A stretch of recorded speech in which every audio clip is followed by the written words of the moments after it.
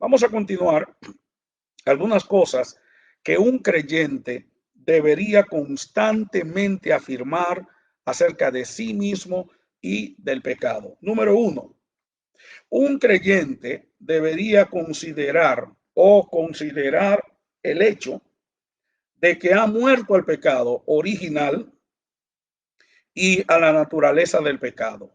Eso es lo primero que usted debería considerar, que usted se ha muerto al pecado original y a la naturaleza del pecado.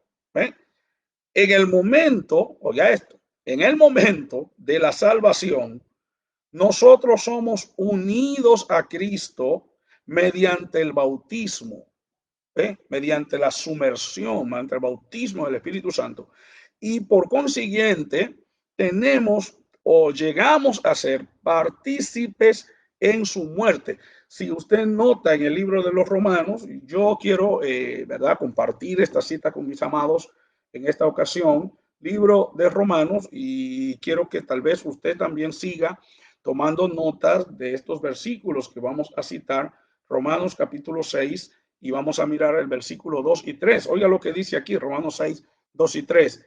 Por supuesto que no. Pablo comienza con una pregunta y dice, ahora bien, ¿deberíamos seguir pecando para que Dios nos muestre más y más su gracia maravillosa? Por supuesto que no. Nosotros hemos muerto al pecado. Entonces, ¿cómo es posible que sigamos viviendo en pecado? Entonces, ¿o acaso olvidaron que cuando fuimos unidos a Cristo en el bautismo, nos unimos a Él en su muerte? Pues hemos muertos y fuimos sepultados con Cristo mediante el bautismo. Y tal como Cristo fue levantado, y tal como Cristo fue levantado a los muertos por el poder glorioso del Padre, ahora nosotros también podemos vivir en una vida nueva. Déjame aclararle algo. Hay una persona que en estos días me preguntó que por qué la versión que yo estoy leyendo suena un poco diferente a la versión que él posee. Y eso es porque la mayoría de la cristiandad, la mayoría del evangélico, lo que usamos en nuestra liturgia diaria, en nuestro culto, es la versión Reina Valera del 1960. Y entonces yo sé que la mayoría de hermanos, ¿verdad?, tienen un poquito de conciencia de lo que es la Reina Valera de 1960. Yo creo que una de las primeras personas que yo escuché hablar sobre algunas discrepancias entre ese texto fue el reverendo Luis M. Ortiz en un libro que escribió, un estudio comparativo de la Biblia, donde el hermano comienza a hablar de ciertas añadiduras y de ciertas inserciones en esa versión Reina Valera 1960. Y ya, verdad, a esta altura hemos sabido que hay alrededor de 2.400 fallas en esa versión, no en la palabra de Dios, porque la palabra de Dios es infalible.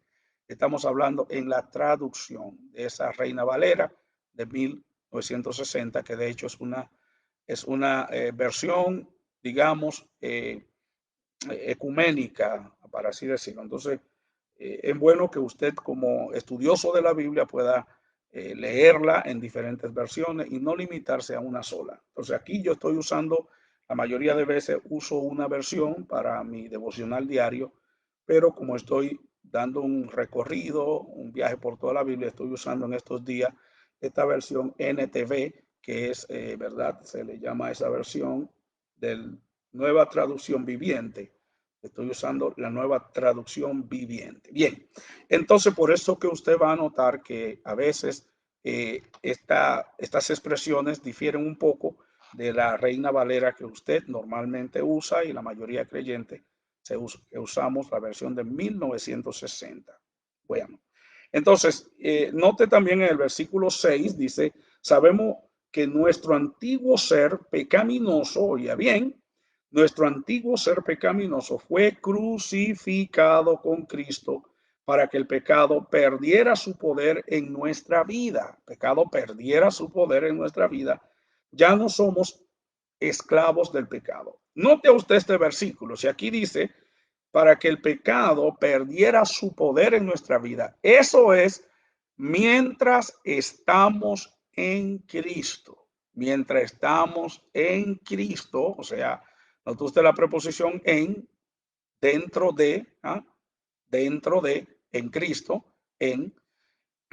Entonces, nuestro antiguo ser pecaminoso fue crucificado mientras estamos en Cristo. Ahora, una vez se reniega la fe, una vez se abandona nuestra santidad posicional, que eso es muy importante que se entienda. Estamos hablando, hermanos míos, de una santidad posicional, nuestro espacio, nuestro lugar en Cristo.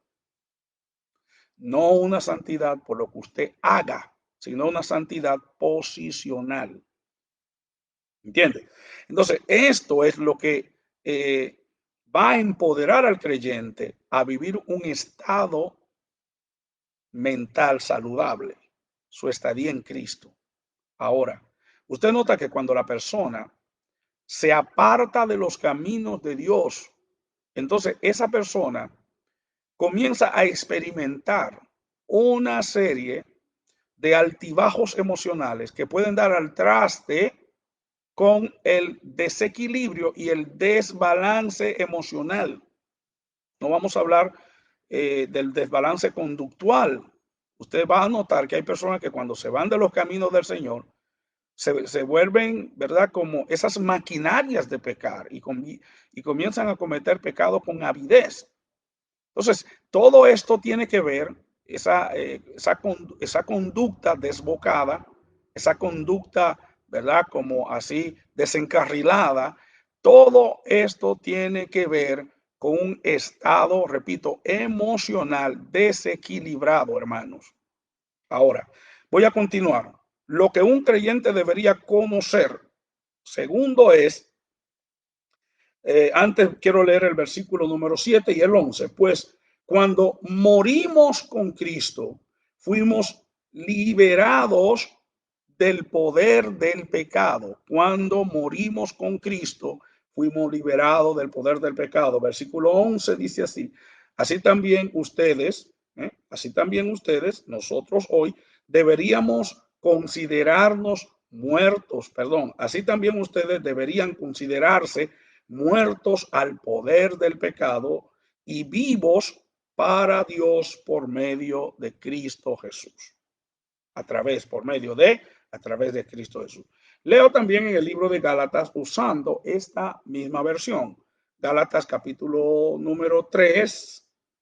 Aquí estamos en Gálatas capítulo 3 y quiero leer el versículo número 27 que dice así de esta manera.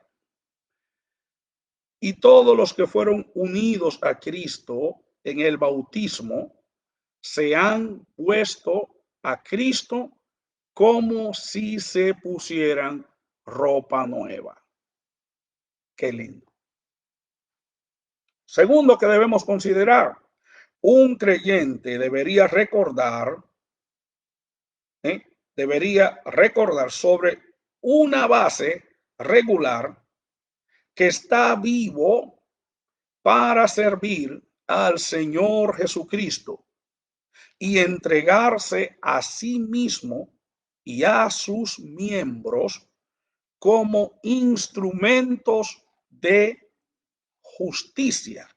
Voy a volver a leer en Romanos capítulo número 6 y en esta ocasión permítanme leerles el versículo 11 y el versículo número 16.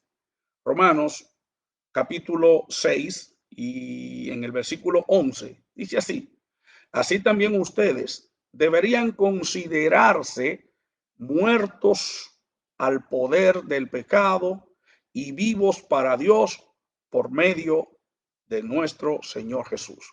El versículo 16 va a decirnos, no se dan cuenta de que uno se convierte en esclavo, no se dan cuenta de que uno se convierte en esclavo de todo lo que decide obedecer.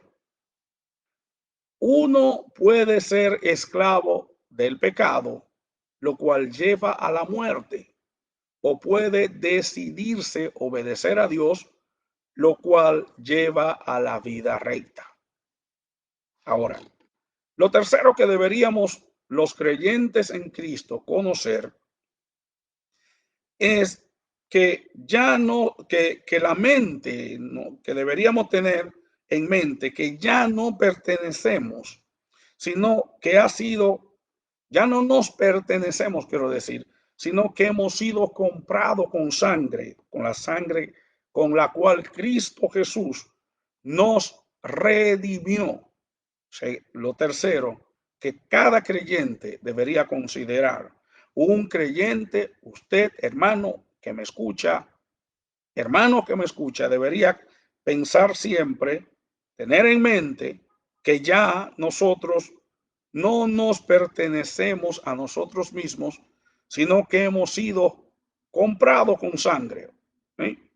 Y que ahora le pertenecemos a Cristo, quien nos redimió. No nos pertenecemos, sino fuimos comprados. Si fuimos comprados es porque estábamos en un mercado. Me gusta mucho esa palabra, redención, porque tiene la idea de uno que entra al mercado de esclavos, a la agora, como se le llama, paga un precio y entonces, después de pagar el precio, compró los esclavos y entonces nos dio la libertad. Nos dio la libertad. Nadie aquí, ninguno de nosotros, pudiéramos presumir de una libertad autónoma. Nosotros tenemos una libertad condicional. Alguien pagó por nuestra libertad. De manera que ese alguien fue nuestro redentor, Jesús. Lo cuarto que deberíamos considerar hoy es que un creyente, esta aseveración creyente implica una persona que tiene una sólida convicción en la palabra de Dios. Entonces, ese hombre debería estar siempre agradecido por haber sido liberado del dominio del pecado y debería mostrar su amor y gratitud entregándose a sí mismo a Dios para vivir todos los días de su vida sirviéndole a aquel que nos libró de la condenación. Para esto quisiera también compartir con ustedes una lectura que la podemos encontrar en el libro de Segunda de Corintios, capítulo 5 en esta ocasión, y leemos el versículo 14 y 15. Segunda de Corintios, capítulo capítulo 5, versículos 14 y 15, donde dice así: sea de una forma u otra, el amor de Cristo nos controla. Ya que creemos que Cristo murió por todos, también creemos que todos hemos muerto a nuestra vida antigua. Él murió por todos para que los que reciben la nueva vida en Cristo ya no vivan más por sí mismos, más bien vivirán para Cristo, quien murió y resucitó por ellos. Lo cuarto que debería considerar cualquier creyente es lo siguiente, o lo quinto, perdón. Un creyente nunca debería olvidar que existe una lucha continua entre la naturaleza pecaminosa y la nueva naturaleza, y debería afrontar el hecho de elegir si va a servir al Señor con su vida o va a servir al pecado y a la maldad. O sea, usted debería considerar esto. Debería considerar que va a experimentar una guerra de conflicto, un conflicto interno, una guerra de intereses. Y que usted y yo vamos a decidirnos entonces, ¿verdad? Ceder el dominio de nuestra vida al pecado para muerte o al Espíritu de Dios para vida. Y en esta ocasión me permiten leer el versículo 16 del libro de Romanos 6, 16, cuando Pablo dice de esta manera, 6, 16, ¿no se dan cuenta de que uno se convierte en esclavo de todo lo que decide obedecer? Uno puede ser esclavo del pecado, lo cual lleva a la muerte. Aquí es muertes, dos tipos de muerte, muerte espiritual y muerte física también, porque el pecado produce muerte física. O puede decidir obedecer a Dios, lo cual lleva a una vida recta. Lee también en el libro de Gálatas, Gálatas capítulo 6, Gálatas 6, 17, donde el mismo Pablo también nos vuelve a enfatizar lo siguiente. De ahora en adelante, que nadie me cause problemas con esas cosas, pues yo llevo en mi cuerpo cicatrices que muestran que pertenezco a Jesús. ¿Qué es lo segundo o lo que también deberíamos pensar en relación a la victoria sobre el pecado? La victoria sobre el pecado. Un creyente debería estar consciente de algunas cosas cuando peca. Y aquí quiero que presten atención. Cuando una persona peca, ya sea esta de forma consciente, de forma inconsciente, por comisión o por omisión, porque nosotros hacemos mucho énfasis, amados amigos y hermanos, acerca del pecado por comisión, pero poco a veces hacemos énfasis en el pecado de omisión. Pecado de omisión es el que sabe hacer lo bueno y no lo hace, le es pecado. Ahora, hay 5 importantes elementos o elementos importantes que todo creyente debería considerar cuando peca. Y esto es lo siguiente. Número 1, cuando pecamos, oiga esto, cuando una persona, un creyente, un hijo de Dios peca, usted va a entender que se rompe la comunión con Dios y experimentamos la carga de la culpabilidad y por consiguiente existe una necesidad de restitución y de ser reconciliado nuevamente con el Señor. Mire aquí el libro de Primera de Juan, capítulo 1, y en el versículo número 3 dice la palabra del Señor. Les anunciamos lo que nosotros mismos hemos visto y oído, para que ustedes tengan comunión con nosotros, y nuestra comunión es con el Padre y con su Hijo Jesucristo.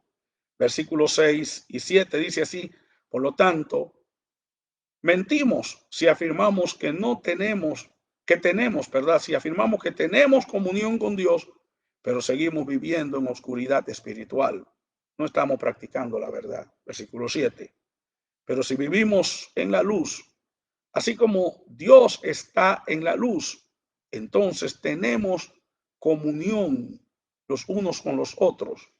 Y la sangre de Jesús, su Hijo, nos limpia de todo pecado. Note usted que aquí escribe y dice todo, no algunos, todo pecado.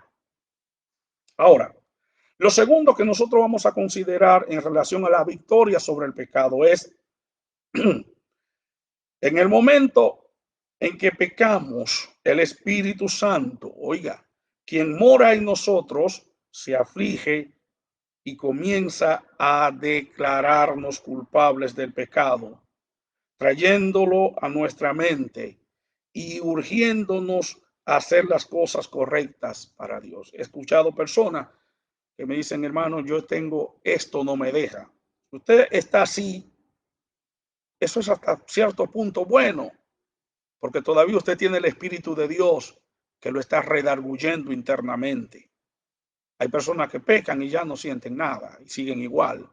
Entonces esas personas ya han caído en lo que llama una conciencia cauterizada. ¿Ve? A lo que es cauterizar, ¿verdad? Aplicar un hierro al rojo vivo en una parte del cuerpo hasta que ésta pierde su sensibilidad. Pero mientras usted está sintiendo este remordimiento, este sentirse mal por el pecado cometido, entonces es una prueba, ¿verdad? Fehaciente, es una prueba contundente de que el Espíritu de Dios está en usted todavía y Él es que está produciendo en usted este sentimiento de culpabilidad. ¿Para qué? Para que usted busque el perdón de Dios. Entonces, Efesios capítulo 4, libro de Efesios capítulo número 4, vamos a leer en el versículo número 30, donde dice la palabra del Señor de esta manera: no entristezcan al Espíritu Santo de Dios con la forma en que viven. Recuerden que Él los identificó como suyos y así les ha garantizado que serán salvos en el día de la redención. Leemos también en el libro de San Juan, capítulo número 14, San Juan 14, en el versículo número 17, donde la palabra de Dios dice: me refiero al Espíritu Santo, quien guía a toda la verdad. El mundo no puede recibirlo porque no lo buscan ni lo reconocen. Pero ustedes sí lo conocen, porque ahora Él vive con ustedes y después estará en ustedes.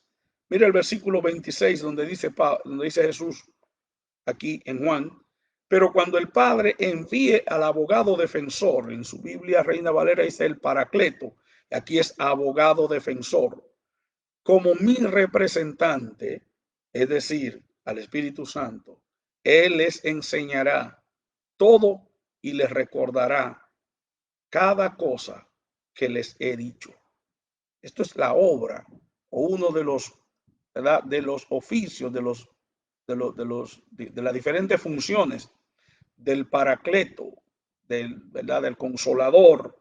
Allá en su Biblia, en ese versículo número 26 de Juan, allá va a usar, dice en la Reina Valera, dice: cuando venga el Consolador. La palabra consolador es Paracleto, ¿verdad? Entonces es un asistente en la corte. Aquí en Estados Unidos, cuando usted va a la corte y no tiene un representante legal, el Estado le puede proporcionar a usted un representante legal, un abogado. Entonces, el Señor Jesús, hablando de su vicario, hablando de quién lo iba a representar cuando se saliera de este mundo en carne y cuerpo, entonces Él habló sobre el Paracleto, el Consolador, y aquí esta Biblia traduce la palabra consolador como abogado defensor. Recuerden, hermanos y amigos, el Espíritu Santo es nuestro defensor y va a ser todo cuanto, ¿verdad?, Dios ha designado para llevarnos al arrepentimiento, a fin de que nosotros no nos perdamos, sino que busquemos el perdón. Lo tercero que vamos a considerar aquí es que cuando pecamos, perdemos el gozo, así como nuestra fortaleza espiritual que poseemos cuando estamos haciendo lo correcto y en comunión con el Señor. Es muy sabido por todo el Salmo 51, versículo 12, la experiencia del rey David. También leemos en el libro de Juan capítulo 13, versículo número 17, donde dice así: ahora que saben estas cosas, Dios los bendecirá por hacerlo. Lo mismo podemos leer en Juan capítulo 15, versículo número 11. Les he dicho estas cosas para que se llenen de mi gozo. Así es, desbordarán de gozo.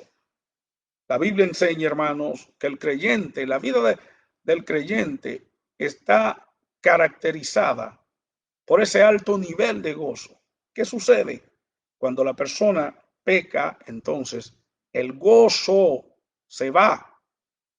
Y cuando el gozo, hermano, no está hablando de alegría, sino del gozo, se va, entonces estamos frente al primer trastorno psicológico, que es la depresión. La depresión. ¿Qué es depresión? La depresión es un estado de desarme interno. Es un estado de no encontrar razón de la existencia. Es un estado de tristeza prolongada. Y ya todos saben que cuando en un estado depresivo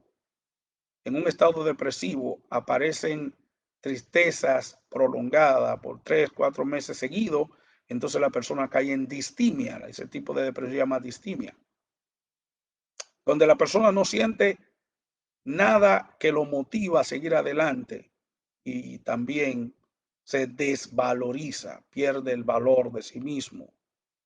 Entonces, es por esta situación que hoy día usted ve muchos creyentes que se descarriaron y entonces caen en estado depresivo.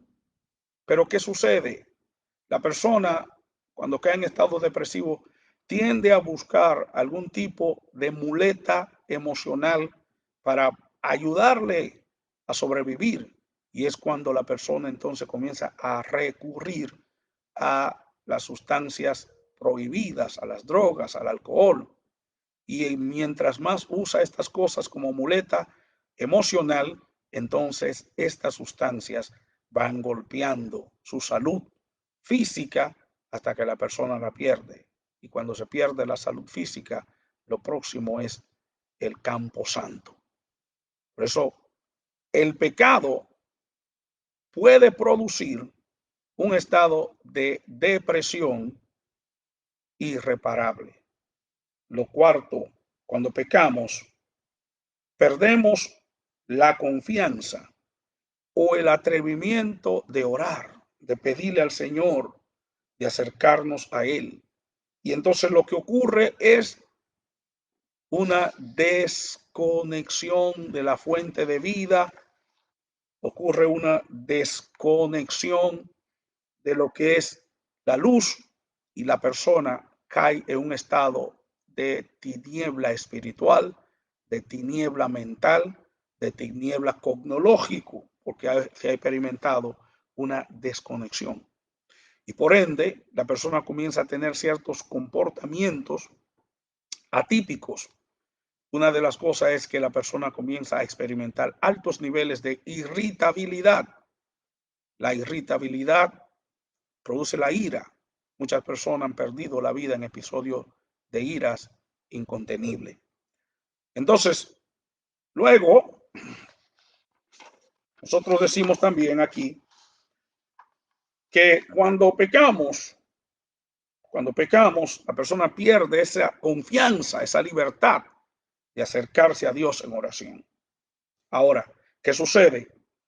Luego de ese estado de vulnerabilidad espiritual, entonces el enemigo aprovecha y sin duda comienza a hacer su trabajo de acusador. Libro de Apocalipsis capítulo 12, versículo 10, nos habla de que el enemigo es el acusador de nuestros hermanos. No pierde tiempo, comienza a acusarnos constantemente. Luego, ¿qué sucede? Luego, a Cristo sea la gloria por esto. Él se convierte en nuestro abogado. Entonces, cuando el diablo comienza a acusarnos ante Dios, porque dice la Biblia en Apocalipsis, hermanos, Apocalipsis, quiero leer estos versículos, Apocalipsis capítulo 12, Apocalipsis capítulo 12, y miramos en el versículo número 10, como dice aquí la palabra del Señor. Mire, oí una gran voz, luego oí una fuerte voz que resonaba por todo el cielo. Por fin han llegado la salvación y el poder, el reino de nuestro Dios y la autoridad de su Cristo, pues el acusador de nuestros hermanos, el que nos acusaba, delante de nuestro Dios día y noche ha sido lanzado a la tierra. ¿Qué ocurre? Cuando el acusador comienza a acusarnos ante Dios por nuestra falencia, entonces entra en función el ministerio sacerdotal de Cristo. Por esto, amados míos y amigos, es bueno cuando usted siente que ha pecado, corra y haga uso del recurso del perdón. Porque cuando usted hace uso del recurso del perdón, entonces Jesús toma acción en el cielo a su favor, convirtiéndose en nuestro abogado. Y cuando somos culpables, aunque en muchas oportunidades o en todas no merecemos la misericordia y el perdón y merecemos inmediatamente ser juzgados, entonces el abogado, por nuestro caso, con base a su sangre, usando como atenuante, los méritos de su sangre derramada en la cruz del Calvario a favor de nosotros, ¿verdad? Que quien logró nuestra expiación, entonces vuelve otra vez a absolvernos de nuestras culpas. Muchas gentes dirán, entonces, cada vez que yo peco y cada vez que entonces puedo pecar y puedo hacer esto y vuelvo y el abogado me perdona, si usted está actuando con esa forma, con esa actitud, entonces esa es una actitud que revela que tal persona no ha nacido de nuevo. La persona que ha nacido de nuevo, hermano, dice la Biblia, que no practique el pecado. El creyente no tiene en su agenda pecar. El creyente no tiene una actitud de pecar, no tiene planes de pecar. Pero andando el tiempo, en el devenir de los días, de los años, pecamos. Y es cuando entonces vamos a Cristo, confesamos nuestro pecado, hablamos con Él. En el cielo el diablo comienza a acusarnos, pero esto lo único que provoca es la pronta intervención de nuestro abogado celestial, que es Jesús. Entonces, Él aboga por nosotros, Jesús aboga por nosotros, nos defiende de las acusaciones. El diablo es como el fiscal que siempre está acusándonos. Pero entonces viene Cristo y en base, como hemos dicho, de su sangre derramada que ha servido de expiación por nuestro pecado, entonces logra absolvernos de culpa. Quiero leer también en el libro de Primera de Juan, capítulo 2, versículo 1 y 2. Mis queridos hijos, dice Juan, les escribo estas cosas para que no pequen. Pero si alguno peca, tenemos un abogado que defiende nuestro caso ante el Padre. Es Jesucristo, el que es verdaderamente justo. El versículo número 2 dice, Él mismo es el sacrificio que pagó por nuestros pecados. Y no solo los nuestros, sino también los de todo el mundo. Qué maravillosa bendición. Finalmente, hoy ya vamos terminando. Queremos avanzar un poco más.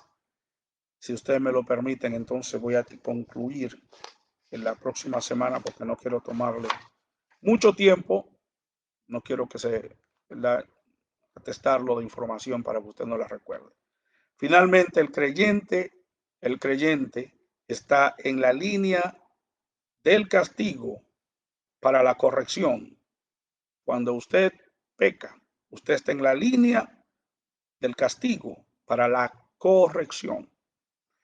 Luego vamos a mirar en el capítulo número 12 del libro de Hebreo. Vamos a leer para que tengamos propiedad bíblica al afirmar esto. Capítulo 12 de Hebreos, capítulo 12, versículo 6. Pues el Señor, dice aquí, disciplina a los que ama y castiga a todo aquel que recibe como hijo. El versículo número 10 dice, pues nuestros padres terrenales nos disciplinaron durante algunos años e hicieron lo mejor que pudieron. Pero la disciplina de Dios siempre es buena para nosotros a fin de que participemos de su santidad. Mire, el propósito de la disciplina de Dios no es destruirnos, es con el fin de que participemos de su santidad. Y aquí voy a volver a enfatizar lo que es la santidad posicional, para que no perdamos nuestra posición en Cristo. Versículo número 11. Ninguna disciplina resulta agradable a la hora de recibirla, eso es cierto. Al contrario, es dolorosa, pero después produce la apacible cosecha de una vida recta para los que han sido entrenados por ella. Esto me hace recordar cuando Israel se apartó de Dios siguiendo la idolatría. Entonces Dios disciplinó a Israel, usó 70 años de cautiverio. Cuando volvieron a su tierra, jamás volvieron a corromperse con ese tipo de pecado de idolatría. Aprendieron la lección. Lo mismo nos ocurre a nosotros cuando el Señor nos disciplina. Es duro, pero después aprendemos la lección y entonces participamos de la santidad de Dios. ¿Ve? Entonces decimos aquí luego de la disciplina, entonces si un creyente persiste en su pecado, corre el riesgo de cometer el pecado de muerte y ser sacado de este mundo. Recuerde, Dios nos ama tanto, hermanos míos, que cuando una persona persiste en pecar, entonces a veces Dios ha tenido que eliminar a ciertos individuos físicamente con el fin de salvarlo. No es para que se pierdan, es con el fin de salvarlo. Entonces Dios le acorta sus años. Vamos a mirar Primera de Corintios capítulo 11. Primera de Corintios, este es un tema bastante controversial. Yo sé que hay muchas personas que estarán, ¿verdad?, pensando cosas. Y claro, usted tiene todo el derecho de estar en desacuerdo. Tiene todo el derecho de disentir. Leemos el capítulo, 1 Corintios capítulo 11, versículo 31. Dice así, pero si nos examináramos a nosotros mismos, Dios no nos juzgaría de esa manera. Sin embargo, cuando el Señor nos juzga, nos está disciplinando para que no seamos condenados junto con el mundo. O sea, ese es el propósito de Dios en esta palabra. Mire, esto está hablando del desorden, porque algunas veces nosotros predicamos de esto y creemos que el desorden era en las, ¿verdad? En el mismo hecho de la Santa Cena. El desorden que los hermanos corintios vivían no era la Santa Cena, era en el ágape, ¿verdad? En las fiestas, en esa fiesta, o sea, convertían ¿verdad? Un sacramento, una ordenanza tan lindo como es la ordenanza de la mesa del Señor, y entonces hacían un desorden.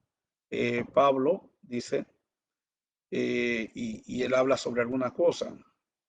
Dice, esa es la razón por la cual muchos de ustedes son débiles y están enfermos y algunos incluso han muerto. O sea, por el desorden, por todo este tipo de vida licenciosa, de esa perpetuidad en pecar. Por eso dice Pablo, algunos se han muerto. ¿Eh? Entonces, la muerte de esos que anuncian aquí no son muertes para perderse, sino aquí en los siguientes versículos lo explica y, ¿verdad? Ustedes, por favor, lean con atención lo que enseña la palabra de Dios. Dice, por esa razón, muchos de ustedes son débiles, están enfermos y algunos incluso han muerto.